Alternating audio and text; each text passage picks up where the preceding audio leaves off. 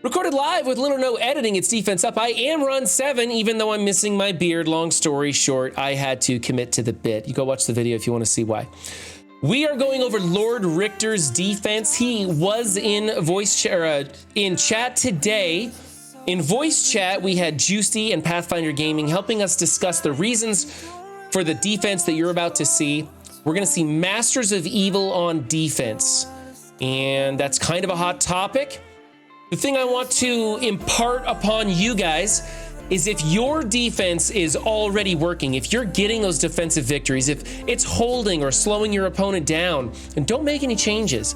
But we like to provide a variety of options for you guys, the viewer and Lord Richter, to make changes when they need to, when things stop working, when it's not happening anymore. And take a look, and don't just take my advice, look at other content creators as well. We have a wonderful group of content creators here at Marvel Strike Force that can show you a variety of stuff, not just Pathfinder and Jgiusti. We always have other people on and other videos that you guys can go look at. Anyway, team number one is the Infinity Watch, and this is everything done right. Okay, it's a great team. It's an efficiency soaker. It's great to throw on defense. You can use it for a lot of things, but it's fine. So we're going to give this one the A, move on to team number 2, which is War Dogs. We have been seeing War Dogs in room 6 recently, but of course now as the Masters of Evil take the field, we see them being pulled out for offense. Whoops, just messed up the audio levels there. We see them being pulled out for offense usually, but for right now it's going to be defense on Lord Richter's Crucible defense. So what's going on here? We got M'Baku, who could be built up more, but we don't really want to build him up more because he's the older tune, but we're going to make him a striker for sure. He puts out good damage and does the assist off of a Quay, just like the others do. And then if you do swap in Nakia, you're going to want Nakia and Black Panther 1 mil as far away from OG Black Panther as much as possible. I think we should be just swapping places with Shuri and M'Baku right now anyway, and then later swapping out Nakia for M'Baku. This is fine to be using elsewhere. We're going to see Darkhold or Dormhold in 6 later, and we'll see how it's set up, and we'll talk about why. This is fine. If they're big enough, use them for offense. They do some things, but you could throw them on defense as well. This is not going to be drawing the Masters of Evil because they don't have the super duper bonuses like they do in room 6. And we'll talk more about that. So for right now, this is a B- team. I just want to see that ISO tweak and placement tweak. It's or a B+ for this team. Just tweak the ISOs and placement on M'Baku. Okay, team number 3, Masters of Evil with Zemo. Now we're expecting Moonstone to be placed in here in the future. Moonstone has a speed of 126. She goes after Kang. I'm not sure if Lord Richter wants her to be a fortifier or not, to spread what she's got going on, which is, I believe, is like immunity or something. I don't remember. But also Titania goes before Absorbing Man. So Absorbing Man will be getting a lot of stuff, taking turns and spreading that to the rest of the team. So there's things going on here. Lord Richter really hopes that someone will go into this with Masters of Evil on the mirror match. The problem is, if people are paying attention to the kits, they'll understand that the defensive Masters of Evil will go way faster than the offensive Masters of Evil. That Kang on defense is going to go super duper fast, and your offensive team's speed up will get removed. So it's not going to be a great matchup. I highly recommend that we do not use Masters of Evil on defense.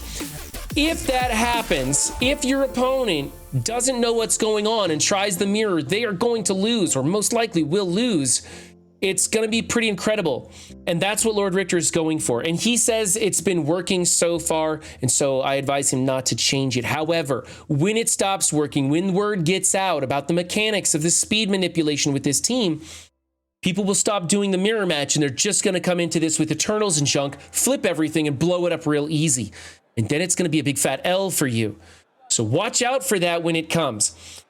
I don't like if you're going to use this team on offense, I think that Moonstone should probably be a striker or a raider, maybe? I'm not really sure. I haven't gotten into her kit that much. I like Titania as a striker, and I like Absorbing Man as a raider, is how I like to use them when I use them on offense. The other day, I punched up 500k onto a Wakandans in 6. And so and that's the 4-piece with Emma. It was fantastic. So I really like them on offense. I do think that they are the new easy button on a punch across. I think they beat everything. I think that most players should be using them on offense. All right. So for me, I don't like this. I think this is a big waste, but if Lord Richter says it's working, then you keep doing it. But for me, I think this is a huge waste. I would go with a D for this team myself.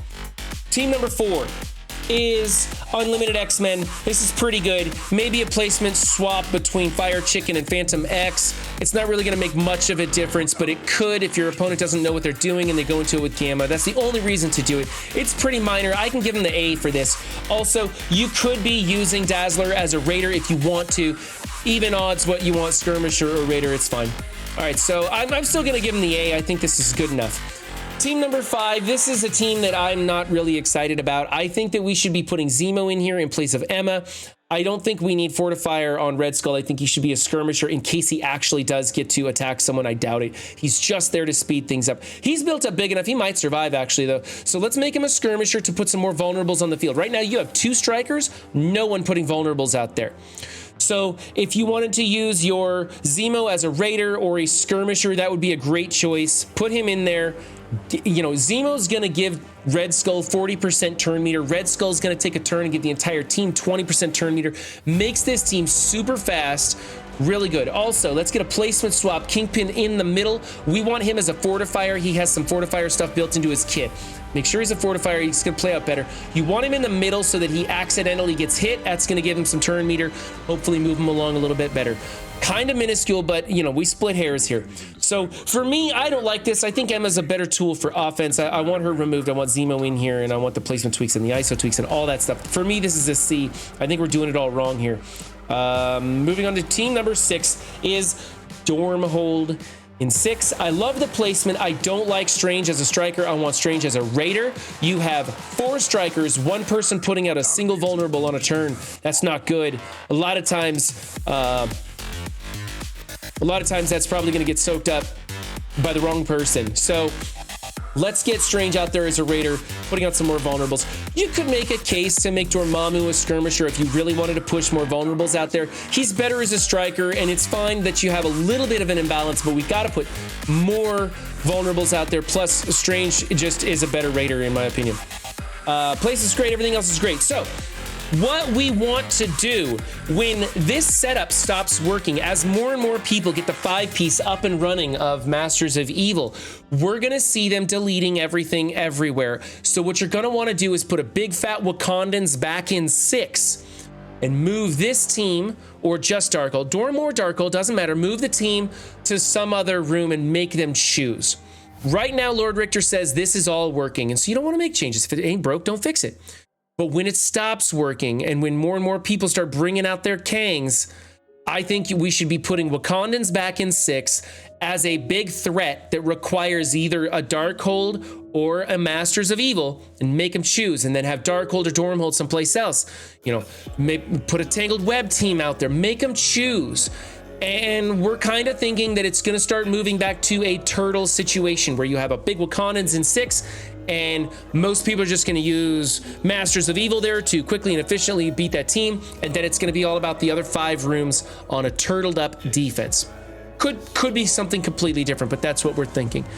Anyway, Lord Richter, I really appreciate you sharing your defense with us. Let me know how it goes for you. If this starts to fold, let me know when. I would like to see when the tide breaks on this one. And if you are thinking about building up your Masters of Evil, or if you should be pushing hard to unlock Kang, Kang is like Zemo.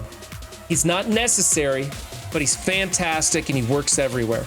So I think if you have the opportunity to blitz a little harder and get that Kang unlocked, you should, but don't kill yourself over it. It is a Crucible team. Though Kang is plug and play, the team itself is Crucible based, and you're not going to get a ton of value outside of Crucible. So don't get too worked up over it. I know the whole Kang situation was kind of uncomfortable, but it's not that big a deal. We'll live through it. You'll get other opportunities to unlock more Masters of Evil characters in the future. All right, remember guys, don't just have a good game, be good to yourselves and others too, and I'll catch you next time. Bye.